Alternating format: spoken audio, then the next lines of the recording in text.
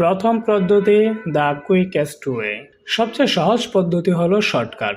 প্রথমে আপনার অডিও ক্লিপটির উপর ক্লিক করুন। অডিও ক্লিপটি সিলেক্ট করার পর কিবোর্ড থেকে একসাথে প্রেস করুন Ctrl+Shift+D। ব্যাস, ডিফল্ট অডিও ট্রানজিশন কনস্ট্যান্ট পাওয়ার অটোমেটিক বসে যাবে। আপনার অডিও শুরু এবং শেষে দেখেন ফেড ইন এবং আউট হয়ে গিয়েছে। স্বাগতম। অনেক ওকে, দ্বিতীয় পদ্ধতি ড্র্যাগ অ্যান্ড ড্রপ।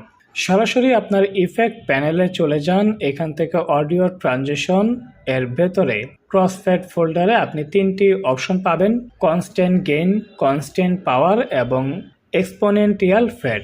এখান থেকে ক্রসফেড ইফেক্টগুলো বসালেই কিন্তু হয়ে যাবে। তার আগে আমি একটু অডিওটাকে বড় করে নিই, না হয় এই জিনিসটা বসবে না।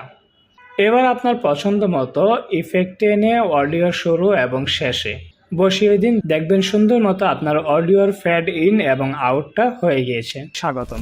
অনেকেই মনে ওকে, চলুন আমরা তৃতীয় পদ্ধতির দিকে যাই। এর জন্য প্রথমেই আপনার অডিও ক্লিপটার উপর ক্লিক করুন। অডিও ক্লিপটা সিলেক্ট করার পর একদম উপর থেকে ইফেক্ট কন্ট্রোলে ক্লিক করুন। এখানে ভলিউম অপশন পাবেন। এখান থেকে এই যে সাউন্ডটা, এটাই হচ্ছে আপনার নিচের যে মেইন সাউন্ডটা মাত্র সিলেক্ট করেছেন সেটা। আমরা এটাতে ফেড ইন এবং আউট করব।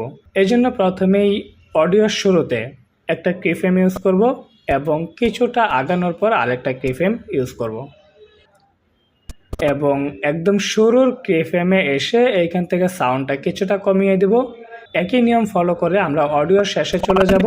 এইখানে অডিও শেষ হওয়ার কিছুটা আগে একটা কিফ্রেম ইউজ করব, যেখানে হচ্ছে আমাদের ফেড আউট হবে, এবং অডিওর শেষ মাথায় আরও একটা কিফ্রেম ইউজ করব। এবার যেখানে অডিওটা মিউট হয়ে যাবে সেখানে আমাদের ভলিউমটা কমিয়ে দিতে হবে। বাস, আমাদের কিফ্রেমের সাহায্যেও ফেড ইন এবং আউট করা কিন্তু কমপ্লিট।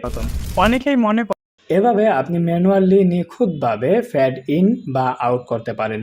একটা ভিডিওর অডিও এডিটিংকে প্রফেশনাল করতে এই ছোট ছোট টেকনিকগুলো অনেক কাজে দেয়। ভিডিওটি উপকারে আসলে লাইক দিন এবং এমন আরও টিপস পেতে আমাদের সাথেই থাকুন। দেখা হবে পরের ভিডিওতে।